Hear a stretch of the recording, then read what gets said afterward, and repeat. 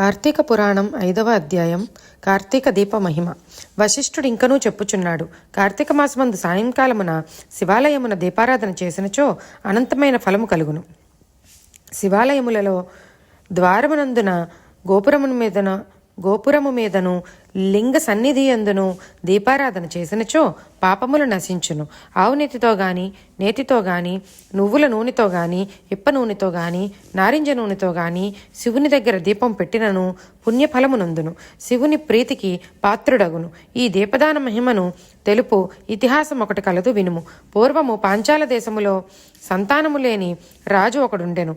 అతడు పుత్రులు కావలనని కోరి గోదావరి తీరమున తపము చేయుచుండెను.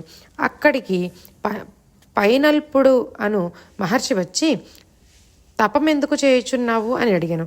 రాజు సంతతి కోసము తపము చేయుచున్నానని చెప్పగా, ఆ ముని భక్తితో బ్రాహ్మణ పూజ చేసి శివారాధనము చేయము, పుత్ర సంతానము కలుగును అని పలికెను. రాజు చాలా సంతోషించి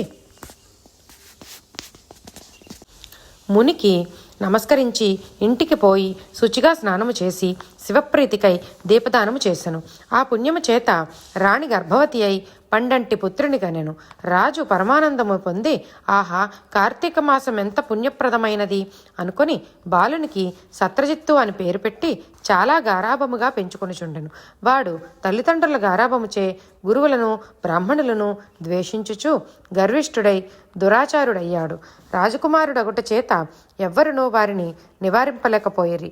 ఒకనాడు రాజకుమారుడు విహారమునకు పోవచ్చు మహాసౌందర్యవతి అయిన ఒక బ్రాహ్మణ యువతిని చూసెను.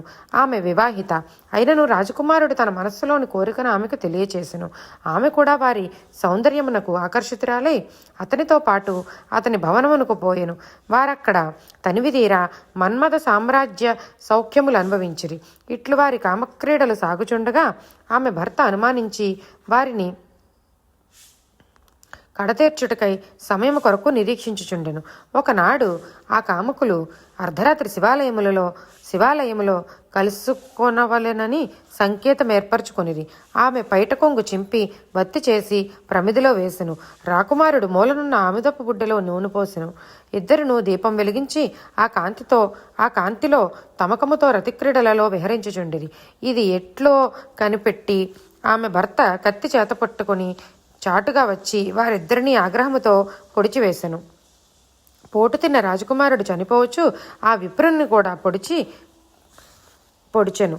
వారు ముగ్గురును ఒకే సమయంలో జారిణియగు భార్యను సత్రజిత్తు చంపి ఆత్మాహుతికి పాల్పడుచున్న విప్రుడు. వారు ముగ్గురును ఒకే సమయములో మరణించిరి. ఆనాడు కార్తీక పౌర్ణమితో కూడిన సోమవారము. అప్పుడు యమదూతలు వచ్చి బ్రాహ్మణుని పట్టుకొనిరి. శివదూతలు వచ్చి రాకుమారిని బ్రాహ్మణ స్త్రీని విమానములో కూర్చుండబెట్టుకునిరి. ఇట్లు వారికి కైలాస ప్రాప్తియు తనకు నరక ప్రాప్తియు కలుగుట చూసి బ్రాహ్మణుడు ఆ దూతలతో, నేను సద్బ్రాహ్మణుడగును గదా, నాకు ఈ దుర్గతి ఏమి? వారిద్దరును పాపాత్ములు గదా, వారికి ఆ సద్గతి ఏమి అని అడిగాను. దానికి ఆ దూత ఇట్లనిరి, ఓరి భూసురా, వీరు పాపాత్ములైనను కార్తీక పూర్ణమి సోమవారము నాడు శివాలయములో దీపారాధన చేసినారు, అందుచే వారికి సద్గతి కలిగినది అని అన్నారు. దూతలు చెప్పినది విని రాజకుమారుడు సద్బుద్ధి గలవాడై తన దీపదానము పుణ్యములో కొంత ఇచ్చి కైలాస ప్రాప్తి కలిగించదను అనుకొని కొంత పుణ్యమును ధారపోసెను. యమదూతలు విప్రుని విడిచిరి. అతడు భార్యతోనూ రాజకుమారుడితోనూ కైలాసమును కేగెను. రాజా, కార్తీక మాసము 9 రోజులు హరిహరుల ఆలయములో దీపారాధన చేసినచో వారికి